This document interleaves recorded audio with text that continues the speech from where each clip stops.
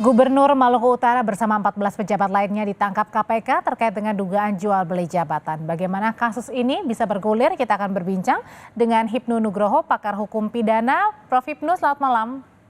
Selamat malam Mbak Audrey. Prof, ini sudah lama ya nggak dengar kasus suap jual beli jabatan. Ternyata ini masih ada ya Prof ya, kasus jual beli jabatan nih di akhir penghujung 2023. Iya Mbak, jadi begini Mbak, sebetulnya kalau kita lihat model penangkapan KPK selain adanya suatu informasi lebih dulu, itu kalau kita titeni, kalau orang Jawa titeni, itu yang rajin itu KPK itu kalau mau Lebaran dan kalau mau akhir tahun. Kalau Lebaran pasti pejabat pembuat komitmen atau pejabat-pejabat yang lain itu kaitannya dan bingkisan-bingkisan anak buahnya. Demikian juga mau tahun baru Mbak, ini kan mau tahun baru. Oleh karena ini suatu yang sudah kita duga sebetulnya kalau kita kaji Mbak. Mau Lebaran dan mau tahun baru. Nah, terkait jual beli jabatan itu memang suatu hal yang sangat masif sekali. Karena apa?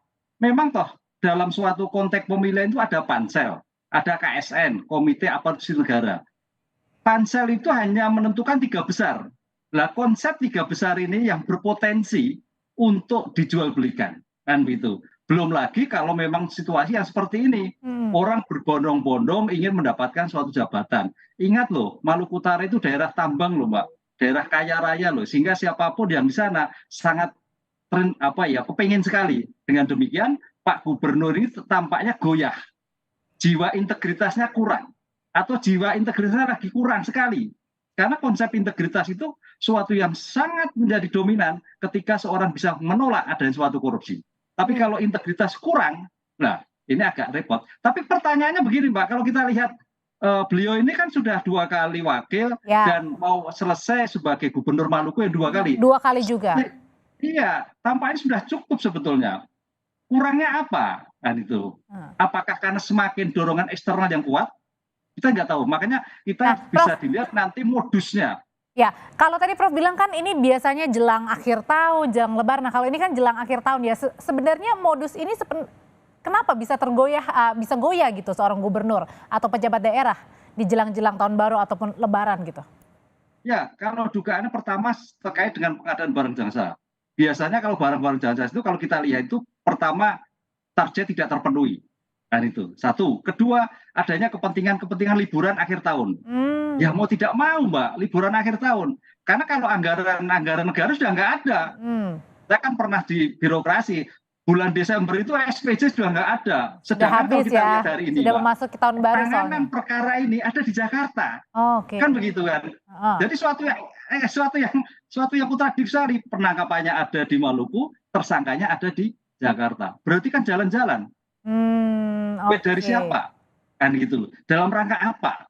Akhir tahun loh Mbak, tutup buku loh. Nah ini akhirnya cermat sekali ketika KPK untuk mengendus masalah ini sudah saya kira bukan 1 bulan 2 bulan, sudah berbulan-bulan mungkin sudah diingatkan tapi ya tetap aja dilakukan ya terpaksa di OTT. Dan akhirnya yang paling menyedihkan juga Prof, ini justru katanya mau habis juga jabatannya ya. Jadi 20 tahun menjabat sebagai gubernur dan wagub lenyap hanya karena OTT ini. Biasa terjadi seperti itu, ya Mbak. Karena kan di dalam OTT itu juga tampak sekali adanya suatu sponsor. Jadi sponsor-sponsor yang tertentu mendukung tertentu politik, biasanya ya untuk sangu pensiun, untuk sangu ke depannya. Ini yang terjadi. Oleh karena itu jiwa suatu kondisi istiqomah seorang pemimpin itu sangat diuji ketika pada saat akhir-akhir jabatan. Kalau pada saat pertama kedua toh oke, kita lawan. Tapi pada saat akhir, lah ini saya kira menjadikan suatu cobaan seorang pimpinan daerah ataupun pimpinan-pimpinan yang ada di pusat. Kenapa lemahnya sudah mau akhir-akhir Prof? Biasanya disebabkan karena apa? Karena memang sudah mau habis nih, artinya saya tidak bisa menjabat lagi ya, sudah saya lakukan. Atau gimana? Ya, kalau kita kembali pada konsep korupsi itu kan jiwa tamak, rakus, tidak bersyukur. Artinya apa? Orang tersebut tidak bersyukur. Rakus.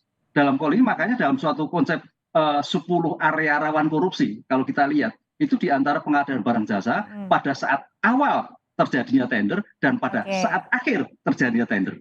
Di sinilah jiwa seseorang, integritas pimpinan atau PPK sangat dipertaruhkan, Mbak. Oke, Prof, ini kan selain lelang jabatan yang rentan juga ICW bilang ini pintu masuk kemudian dugaan adanya aliran dana korupsi, adanya juga di pengadaan barang jasa. Ini biasanya kayak gimana, Prof? Modusnya, prakteknya seperti apa?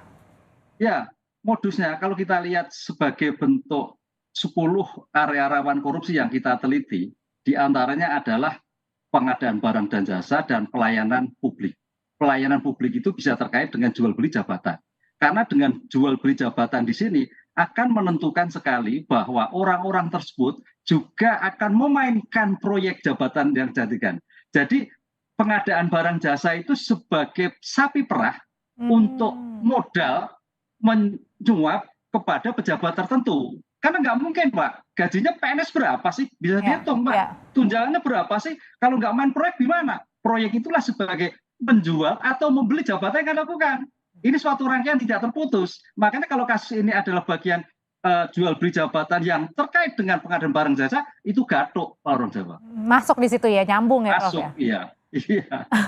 Prof, ini kan lagi-lagi berulang ya. Udah lama nggak dengar kasus suap jual beli jabatan ini terjadi lagi. Apa sih yang bisa kita pelajari, Prof? Bisa dipetik, bisa ibaratnya bisa diketahui nggak dari awal misalnya dengan pelibatan dari masyarakat? Ya, kalau dalam hal ini kita beri apresiasi pada masyarakat Maluku Utara dengan adanya keberanian melaporkan. Karena KPK tidak akan bisa bergerak tanpa adanya laporan masyarakat dari Maluku Utara. Oleh karena itu di sini saya kira Maluku Utara sudah betul-betul masyarakat lihat tampak bahwa ada suatu mekanisme penjaringan pimpinan yang tidak objektif. Ada masa penjaringan pimpinan yang transaksional. Sehingga ada keberanian menyampaikan. Kenapa seperti itu? Ya mau tidak mau karena namanya pejabat itu ada kewenangan penggunaan anggaran. Ada suatu kebijakan untuk melakukan diskresi.